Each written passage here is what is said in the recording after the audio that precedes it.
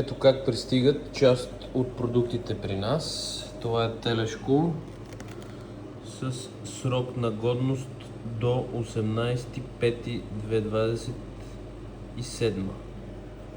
Зайците пристигат така.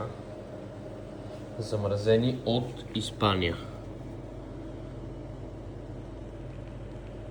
Срока на годност е 8.06.2027. Ето ги и пастървите.